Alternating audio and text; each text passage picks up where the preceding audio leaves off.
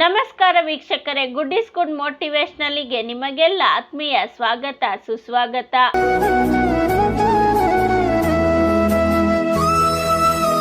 ನವರಾತ್ರಿ ಹಬ್ಬದ ಕೊನೆಯ ದಿನವನ್ನು ದಸರಾ ಮತ್ತು ವಿಜಯದಶಮಿ ಹಬ್ಬವನ್ನಾಗಿ ಆಚರಿಸಲಾಗುವುದು. ವಿಜಯದಶಮಿ ದಸರಾ ಎರಡು ಒಂದೇ ದಿನ ಬರುತ್ತದೆ. ವಿಜಯದಶಮಿಗೂ ದಸರಾಗೂ ಇರುವ ವ್ಯತ್ಯಾಸವೇನು? ಅಶ್ವಿನಿ ಮಾಸದಲ್ಲಿ ಆಚರಿಸಲಾಗುವ ಅತ್ಯಂತ ಮಹತ್ತರವಾದ ಹಬ್ಬಗಳಲ್ಲಿ ದಸರಾ ವಿಜಯದಶಮಿಯನ್ನು ವಿಜೃಂಭಣೆಯಿಂದ ಆಚರಿಸಲಾಗುವುದು. ದಸರಾ ವಿಜಯದಶಮಿಯು ನವರಾತ್ರಿ ಹಬ್ಬದ ಮುಕ್ತಾಯವನ್ನು ಸೂಚಿಸುವ ದಿನವಾಗಿದೆ. ಶ್ರೀರಾಮನಿಂದ ರಾವಣ ಸಂಹಾರಕ್ಕೂ ಮುನ್ನವೇ ವಿಜಯದಶಮಿ ಹಬ್ಬವನ್ನು ಆಚರಿಸಲಾಗುತ್ತದೆ. ವಿಜಯದಶಮಿಯ ದಿನ ಮಾತ್ರ ರಾವಣ ದಹನ ನಡೆಯುತ್ತದೆ. ಶಾರದೀಯ ನವರಾತ್ರಿ ಮುಗಿದ ನಂತರ ದುರ್ಗಾಮೂರ್ತಿಯ ವಿಸರ್ಜನೆ ಈ ದಿನದಂದು ನಡೆಯುತ್ತದೆ ಮತ್ತು ವಿಜಯೋತ್ಸವವನ್ನು ಆಚರಿಸಲಾಗುವುದು. ರಾಮ ರಾವಣನ ನಡುವೆ ಯುದ್ಧ. ರಂಭಾಸುರನ ಮಗ ಮಹಿಷಾಸುರನೊಂದಿಗೆ 9 ದಿನಗಳ ಕಾಲ ಹೋರಾಡಿ 10ನೇ ದಿನದಂದು ತಾಯಿಯು ಅವನನ್ನು ಕೊಂದಳು ಎಂದು ಹೇಳಲಾಗುತ್ತದೆ. ಮಹಿಷಾಸುರ ಒಬ್ಬ ಅಸುರ, ಅಂದರೆ ರಾಕ್ಷಸ. ಅವನು ಸಾಮಾನ್ಯ ಜನರಿಗೆ, ದೇವರುಗಳಿಗೆ ಸಮಸ್ಯೆಗಳನ್ನು ಸೃಷ್ಟಿಸಿದ್ದರಿಂದ ಆತನನ್ನು ತಾಯಿ ಸಂಹಾರ ಮಾಡುತ್ತಾಳೆ.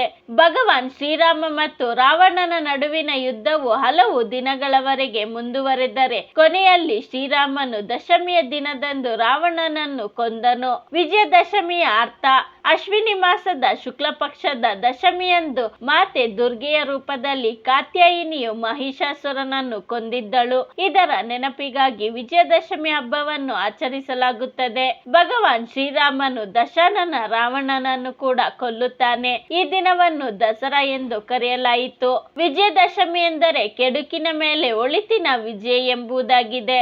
ಅಪರಾಜಿತ ದೇವಿಯ ಪೂಜೆ. ಶಾಸ್ತ್ರದ ಪ್ರಕಾರ ವಿಜಯದಶಮಿ ದಿನದಂದು ಅಪರಾಜಿತ ದೇವಿಯ ಆರಾಧನೆಗೆ ವಿಶೇಷ ಮಹತ್ವವಿದೆ ಎಂದು ಉಲ್ಲೇಖಿಸಲಾಗಿದೆ. ಈ ಪೂಜೆಯನ್ನು ಹಗಲಿನಲ್ಲಿ ವಿಜಯ ಮುಹೂರ್ತದಲ್ಲಿ ಮಾಡಲಾಗುತ್ತದೆ. ದಸರಾ ದಿನದಂದು ರಾತ್ರಿಯಲ್ಲಿ ರಾವಣ ದಹನ ಮತ್ತು ಶಮಿ ಪೂಜೆಯನ್ನು ಮಾಡಲಾಗುತ್ತದೆ. ಶ್ರೀರಾಮನು ರಾವಣನನ್ನು ಕೊಲ್ಲುವ ಮೊದಲು ದೇವಿಯನ್ನು ಪೂಜಿಸಿದನು. ವಾಲ್ಮೀಕಿ ರಾಮಾಯಣದ ಪ್ರಕಾರ ಭಗವಾನ್ ರಾಮನು ಅಶ್ವಿನಿ ಮಾಸದ ಪ್ರತಿಪಾದ ತಿಥಿಯಿಂದ ನವಮಿವರೆಗೆ ಋಷ್ಯಮುಖ ಪರ್ವತದ ಮೇಲೆ ಯುದ್ಧದಲ್ಲಿ ವಿಜಯಿಯಾಗಲು ಆದಿಶಕ್ತಿ ದುರ್ಗಾದೇವಿಯನ್ನು ಪೂಜಿಸುತ್ತಾನೆ. ಇದರೊಂದಿಗೆ ಅಪರಾಜಿತ ದೇವಿಯನ್ನು ಪೂಜಿಸುತ್ತಾನೆ. ಪೂಜೆಯ ಬಳಿಕ ರಾಮನು ರಾವಣನ ಸಂಹಾರಕ್ಕಾಗಿ ಲಂಕೆಗೆ ತೆರಳುತ್ತಾನೆ.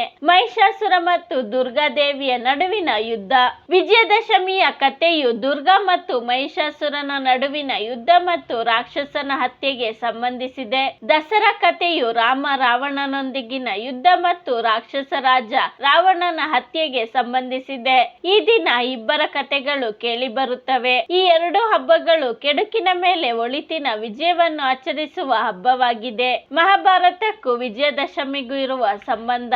ವಿಜಯದಶಮಿ ಕೇವಲ ರಾಮ ಮತ್ತು ದುರ್ಗಾದೇವಿಯೊಂದಿಗೆ ಮಾತ್ರ ಸಂಬಂಧವನ್ನು ಹೊಂದಿರದೆ ಮಹಾಭಾರತದೊಂದಿಗೂ ಸಂಬಂಧವನ್ನು ಹೊಂದಿದೆ. ಈ ದಿನದಂದು ಪಾಂಡವ ಸಹೋದರ ಅರ್ಜುನನು ಕೌರವ ಸೈನ್ಯದ ಲಕ್ಷಗಟ್ಟಲೆ ಸೈನಿಕರನ್ನು ಕೊಂದು ಕೌರವರನ್ನು ಸೋಲಿಸಿದನು ಎಂದು ಹೇಳಲಾಗುತ್ತದೆ.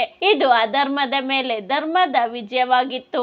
ಈ ವಿಡಿಯೋ ನಿಮಗೆ ಇಷ್ಟವಾಗಿದ್ದರೆ ಲೈಕ್ ಮಾಡಿ, ಶೇರ್ ಮಾಡಿ. ಇನ್ನು ನಮ್ಮ ಚಾನಲ್ಗೆ ಸಬ್ಸ್ಕ್ರೈಬ್ ಆಗಿಲ್ಲ ಅಂದ್ರೆ ಸಬ್ಸ್ಕ್ರೈಬ್ ಮಾಡ್ಕೊಳ್ಳಿ. ಮುಂದೆ ಬರೋ ಎಲ್ಲ ವಿಡಿಯೋಗೋಸ್ಕರ ಬೆಲ್ ಬಟನ್ ಕ್ಲಿಕ್ ಮಾಡಿ. ಧನ್ಯವಾದಗಳು.